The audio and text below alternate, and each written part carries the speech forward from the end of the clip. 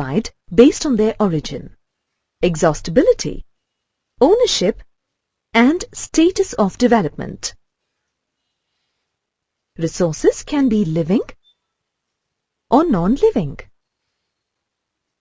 All resources that come from living things like forests, land, and sea animals, insects, and human beings are called biotic resources.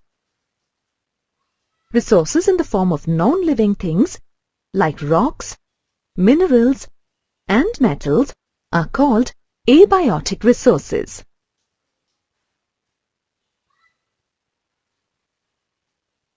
Resources can also be classified based on whether they can be regenerated or lost forever once used. Resources like solar and wind energy, reversible chemical reactions, and physical power, which can be regenerated once used, are called renewable resources. Fossil fuels like coal, natural oil,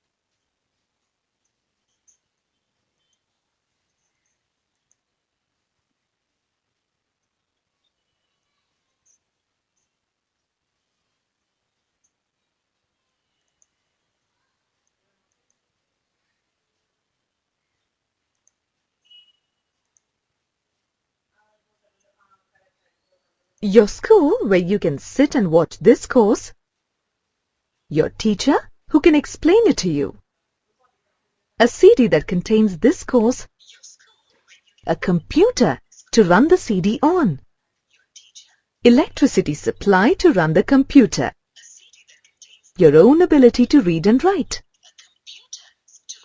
These are just some of the things that allow you to go through this course. All these are examples of things that you use to satisfy your need for learning. The things available in our environment that can be used to satisfy our needs are called resources.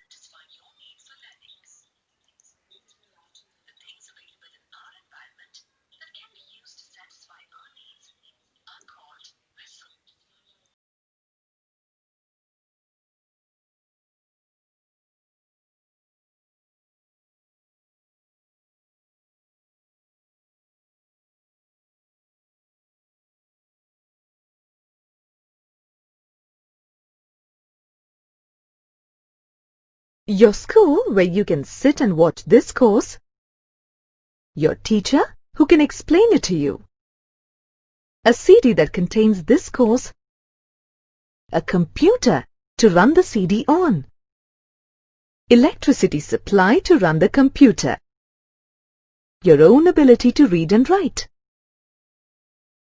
These are just some of the things that allow you to go through this course. All these are examples of things that you use to satisfy your need for learning. The things available in our environment that can be used to satisfy our needs are called resources, provided they are technically feasible, financially viable, and culturally acceptable. Resources can be classified based on their origin, exhaustibility, ownership, and status of development.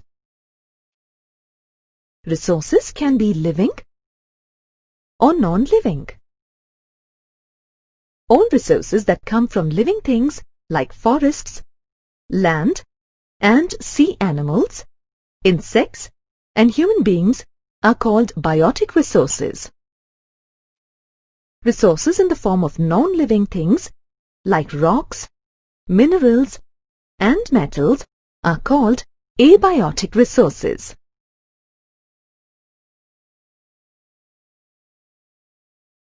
Resources can also be classified based on whether they can be regenerated or lost forever once used. Resources like solar and wind energy, reversible chemical reactions, and physical power, which can be regenerated once used, are called renewable resources. Fossil fuels like coal, natural oil, and gas cannot be reproduced once used. The same applies to minerals that are used to extract metals.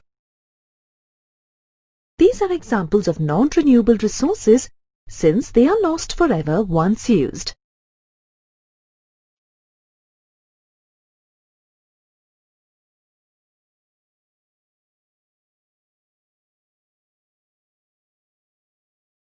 Resources can be owned by a person, a group of persons, a country, or the entire world. Resources like private houses, shops, farms, and plantations are owned by individual persons and are called individual resources. Resources like public parks, places of worship, schools, and hospitals are open to all members of a community. These are examples of community-owned resources.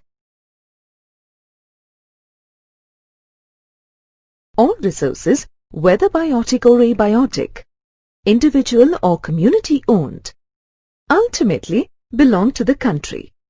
These include all the resources within the political boundaries of a country and till 19.2 kilometers into the sea from its coast. There are still some parts of land, like the icy continent Antarctica, and the vast stretches of oceans, which are not owned by any particular nation. Resources found in these parts of the world are called international resources and are managed by institutions related to the United Nations.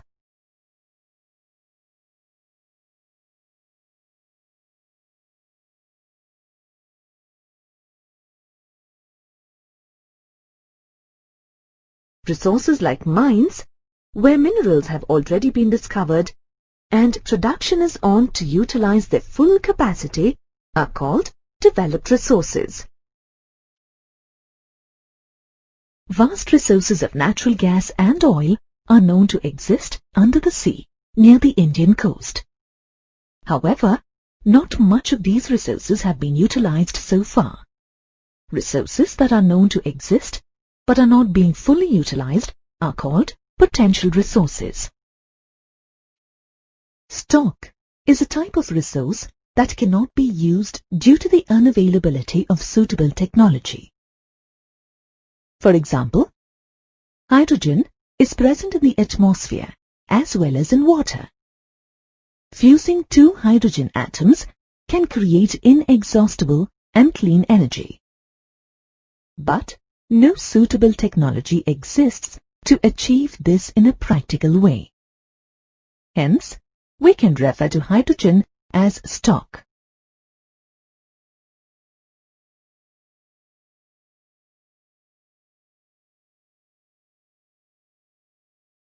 On the other hand, reserves are a resource which is not being utilized to its full capacity, but it can be used at any time in the future.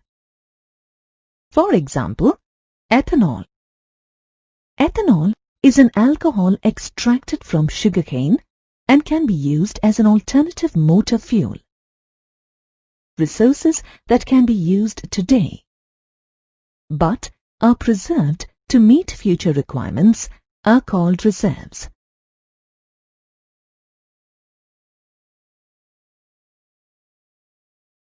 Let us quickly look at the classification of resources based on their origin, exhaustibility, ownership, and status of development. Consider an example where all local people have equal access to forest resources. They use the resources wisely, without damaging the environment, and make sure that their future generations also have enough resources available to them. This is called sustainable development. What will happen if individuals start using resources indiscriminately to make a quick profit? This would lead to a rapid depletion of resources. This would also create an economic divide in the society, as some persons will get richer than the others. This would also lead to environmental problems like pollution and land degradation, and contribute to ecological problems like global warming and ozone layer depletion. The growing worldwide concern for sustainable development resulted in the first Earth Summit in Rio de Janeiro in Brazil in June 1992. At Rio de Janeiro, leaders from over 100 countries gathered to address the problems of environmental protection and sustainable socio-economic development. The leaders signed the Declaration on Global Climatic Change and Biological Diversity and approved the Global Forest Principles. At Rio, the leaders also adopted Agenda 21, which is a declaration to achieve global sustainable development in the 21st century. Agenda 21 aims to prevent environmental damage and fight poverty and diseases through global cooperation. It also aims to encourage local governments to form their own Agenda 21 based on local issues. Observe the items in this table. Can you imagine where the resources needed to arrange this simple breakfast came from? The wheat used to make the flour for the bread might have come from Punjab or Madhya Pradesh. The bread itself might have been baked in a factory in your city. The butter and the milk used to make it might have come from a city in Gujarat. The delicious jam and the fruits used to prepare it might have come from an orchard in Himachal Pradesh. The tea might have come from Assam, West Bengal, Kerala, or Tamil Nadu. Even the steel used to make your plate might have come from the iron ore mined in Jharkhand or Chhattisgarh. The resources in our country are not distributed uniformly across all its regions. For example, some states in India are rich in food grains, while others are rich in minerals. The mere presence of resources is not enough for the development of a region.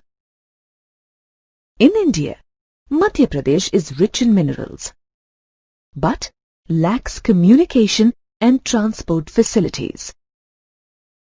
So, what else do you think is required for economic growth besides the availability of resources? This is where resource planning comes in. It involves the identification and inventory of resources, planning with the appropriate technology, skilled human resources, setting up of suitable institutions for the implementation of resource development plans, and equitable distribution of available resources for sustained economic development. Matching these with national development plans. India started with its resource planning efforts with the first 5-year plan launched after independence. What are the different activities involved in resource planning in India? Resource planning involves identifying and estimating the resources available by surveying and mapping. Resource planning involves evolving technology, skilled personnel, and institutions to implement resource development plans. Resource planning also involves continuously monitoring and guiding resource development plans to match the overall national development goals. The availability of resources is limited. Irresponsible and overuse of resources can lead to several social, economic, and environmental problems. This is the reason why we must plan for the future and start conserving our resources at all levels. Whether it is water or oil, a drop saved today is a drop available for tomorrow. India is the 7th largest country in the world, with a geographical area of about 3.28 million square kilometers. This land is a valuable resource that supports our population, buildings, farmlands, and forests, and also provides us with rich mineral, water, and soil resources.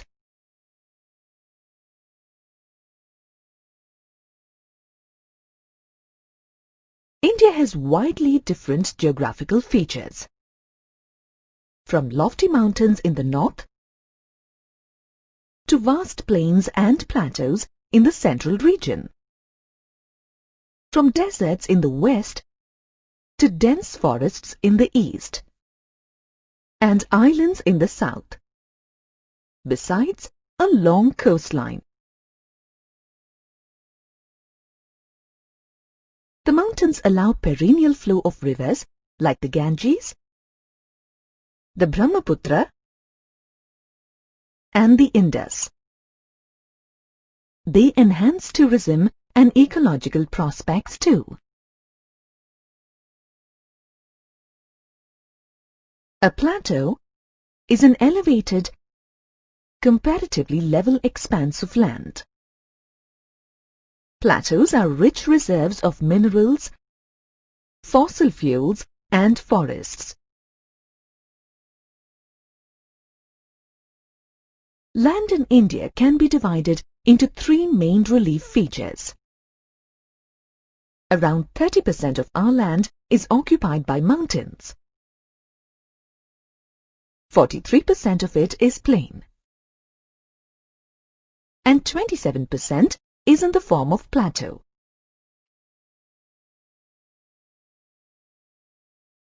Depending on their use, our land resources can be classified as forests, net sown area or total area under cultivation, fallow lands, other uncultivated land, and land not available for cultivation. Fallow land can be further divided into current fallow, which is land not cultivated for 1 or less than 1 year, and other than current fallow, which is land that has remained uncultivated for 1 to 5 years. Uncultivated land, other than fallow land, is divided into permanent pastures, land under miscellaneous tree crops, and land left uncultivated for more than 5 years.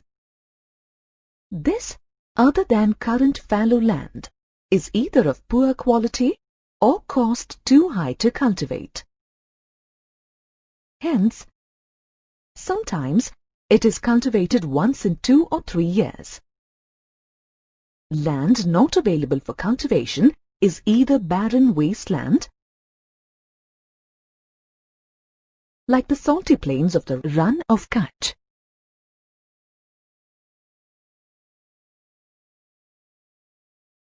or land used for non-agricultural purposes, like building houses,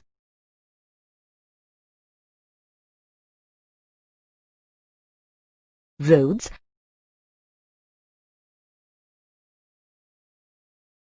and factories. Here are two pie charts that show the land use pattern in India in 1960 to 61 and 2008 to 2009. Let us compare the data and see how the land use pattern has changed from 1960 to 2009 in India. Observe that there is no major change in the net sown area during the period. Note that the area under forests increased marginally from 1960 to 2009, but it is still way below the required 33% as formulated in 1952.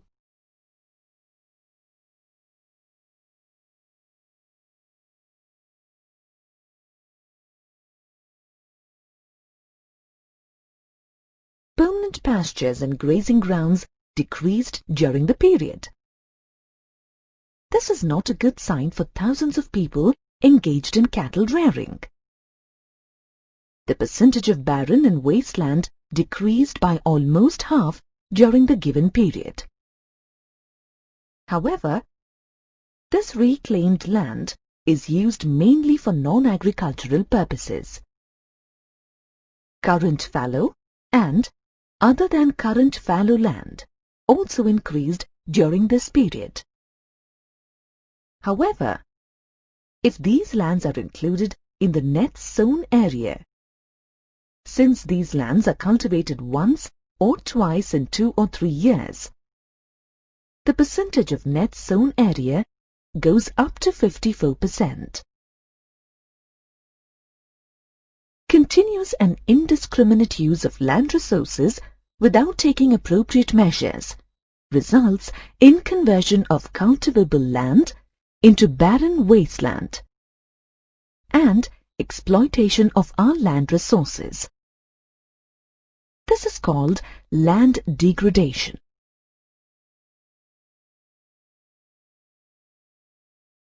We have about 130 million hectares of degraded land in India. To give you a sense of the size, it is roughly equal to 1/3 of the total area of our country. Out of this, 56% is water eroded area, 10% is wind eroded, 28% is forest degraded area, and 6% has saline and alkaline deposits.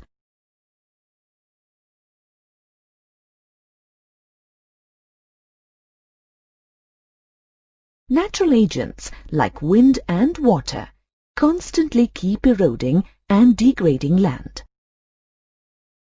However, human activity has contributed to and increased the pace of this natural land degradation.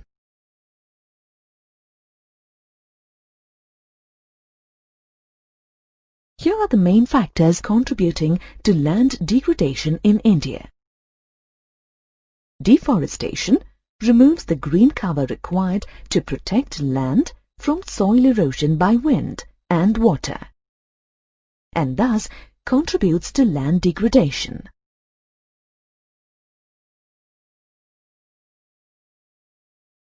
In some parts of India, overgrazing by cattle has converted permanent pastures into barren land, leading to land degradation. Examples are the states of Maharashtra, Madhya Pradesh, Gujarat, and Rajasthan.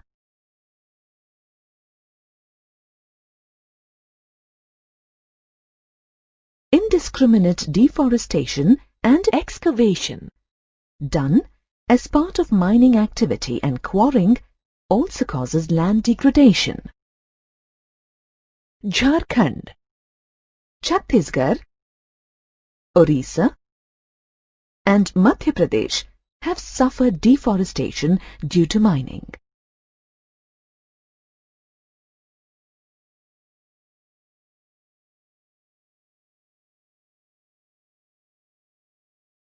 Over-irrigation of cultivated land in some parts of India leads to waterlogging. This increases the saline and alkaline levels in the soil, leading to land degradation. You find this in Punjab, Haryana, and western Uttar Pradesh. Disposal of solid and liquid waste by industries on surrounding land or water bodies has also become a major cause of land degradation and water pollution. Industrial activities like grinding of limestone, calcite, and soapstone, which release dust, retards water infiltration into the soil.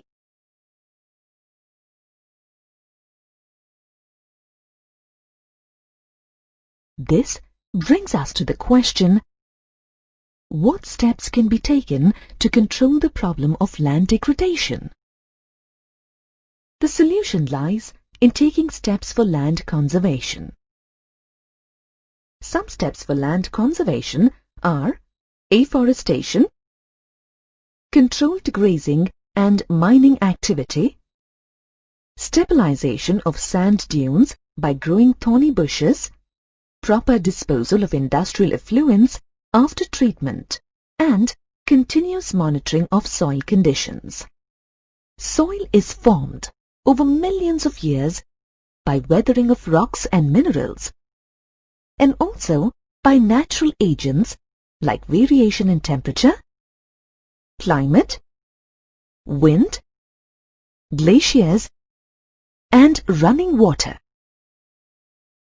The important factors that influence soil formation are relief, parent rock, vegetation, and other life forms, and most important of all, time. Chemical and organic changes also take place in the soil. Soil is a natural, abiotic, renewable resource. It contains inorganic and organic matter such as humus.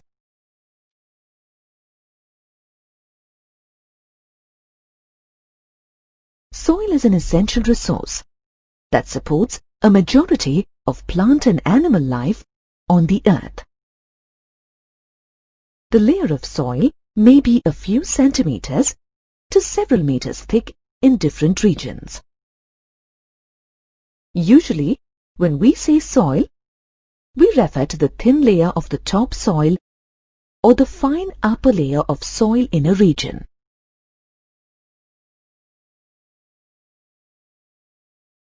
Based on their physical and chemical properties, age, texture, and color,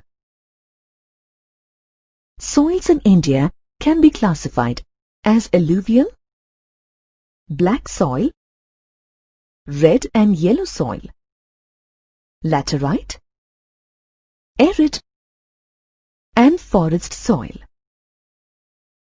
Let us learn more about each of these types of soils. The northern plains of India are made of fertile alluvial soils, which extend to Gujarat and Rajasthan through a narrow corridor formed by the Indus, the Ganga, and the Brahmaputra river systems. Alluvial soils are also found in the eastern coastal plains and deltas of the Godavari, the Mahanadi, the Krishna, and the Kaveri. Alluvial soil is a mixture of sand, silt, and clay. The new alluvial soils called Khadar, found in the Gangetic plains, have small particles and a fine texture. The old alluvial soils called Bangar, found near the river valleys, are coarser and contain more pieces of rocks called kankar. In other words, Khadar is more fertile than the Bangar.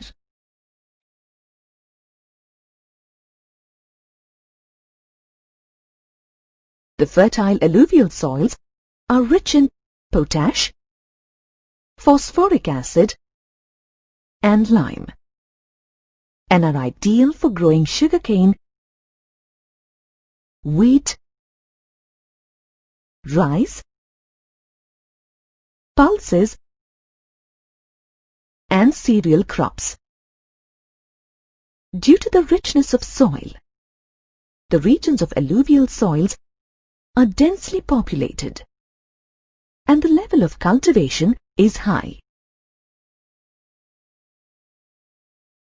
Black soil, also called regur, is found in the Deccan Plateau, spread over Maharashtra, Saurashtra, Malwa, Madhya Pradesh, and Chhattisgarh. Black soil is formed by the climatic conditions and weathering of volcanic rocks found in this region. Black soil is rich in calcium carbonate, potash, magnesium, and lime. It also has good water retention properties due to the fine clayey particles. However, it is poor in phosphorus, which is a very important nutrient in soil. This type of soil has to be immediately tilled after the first shower of monsoon to prevent it from getting sticky. It is ideally suited for the cultivation of cotton and is also called black cotton soil.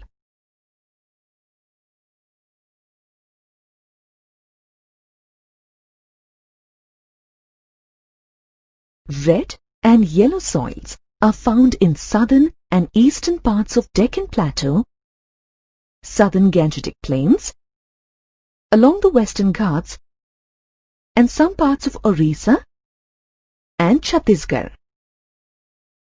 The red color is due to the presence of iron in the rocks from which the soil was formed and appears yellow when wet.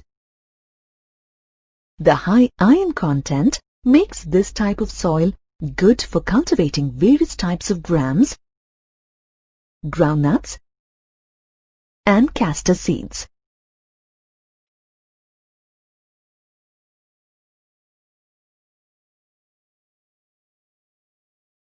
Laterite soils are found in Kerala, Karnataka, Madhya Pradesh, Tamil Nadu, and parts of Orissa and Assam.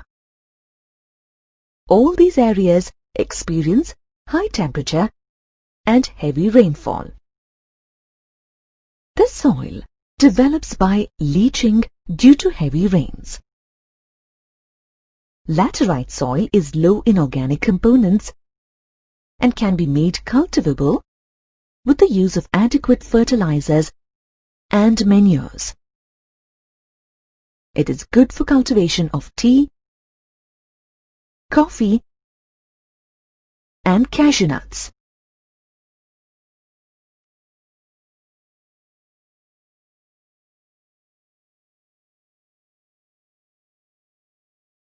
Arid means dry. True to its name, arid soil is found in western Rajasthan and parts of Kutch region in Gujarat that receive very little rainfall. It is reddish-brown in color and has a sandy texture. Due to high temperatures and dry climate, arid soil is low in moisture and organic content and has high salt content. The salt content is so high that common salt is obtained by mere evaporation of the water. Forest soils are found in the mountainous regions of the Himalayas from Kashmir to Arunachal Pradesh. Most of these regions experience a cool climate with abundant rain and snowfall. The texture of forest soils varies from coarse-grained on mountain slopes to loamy in river valleys. Forest soil in snow-covered areas is often acidic with low humus content. However, wheat, rice, sugarcane, and oilseeds are cultivated in forest soils of many parts in Jammu and Kashmir and Arunachal Pradesh. Soil is an essential natural resource that supports a majority of plant and animal life on the earth. It is a renewable resource. However, it takes hundreds and thousands of years for a thin layer of soil to form. Without vegetation cover, the soil that takes hundreds of years to form can be washed away in a few hours of heavy rain. The loss of soil cover due to natural agents like wind and running water is called soil erosion.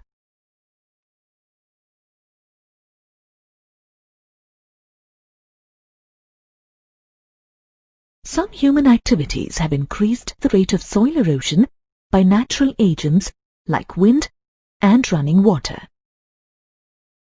What human activities do you think are responsible for soil erosion?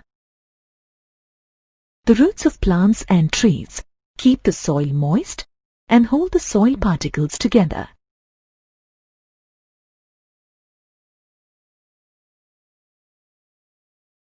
Humans destroy vegetation cover by deforestation, overgrazing, construction, and mining activities. Without vegetation cover, soil becomes dry and loose and gets easily eroded.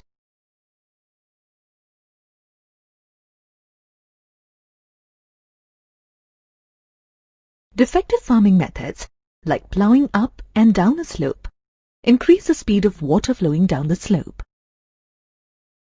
This increases the rate of soil erosion.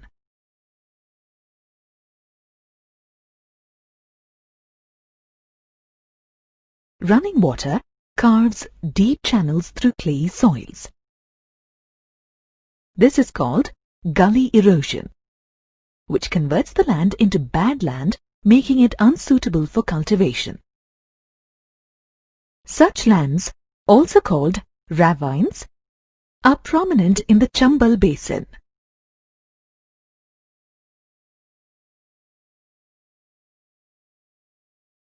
When flowing water washes away the entire sheet of topsoil in a region, it is called sheet erosion.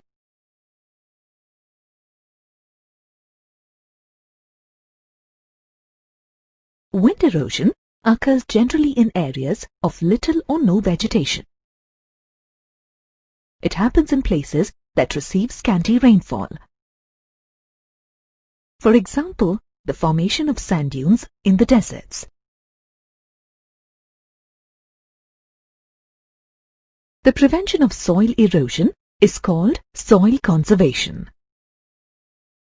Most methods of soil conservation aim to reduce the speed of running water and wind over land to reduce soil erosion. One way to conserve soil in mountainous regions is terrace farming. This involves cutting terraces along a slope.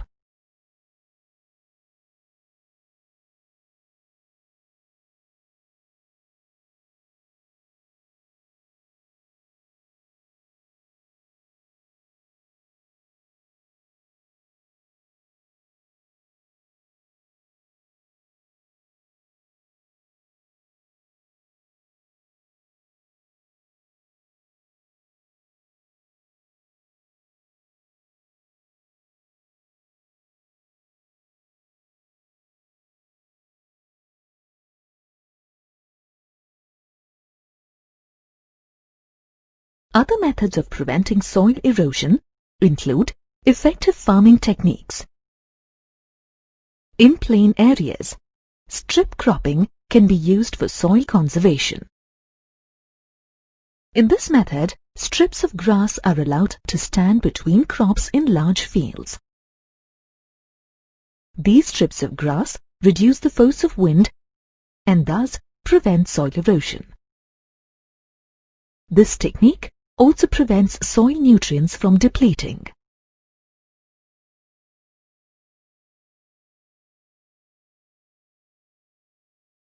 Planting rows of trees along farmland also help break the force of wind and help in soil conservation. Such shelter belts of trees, when planted along sand dunes, help stabilize them and prevent the desert from extending into land available for cultivation.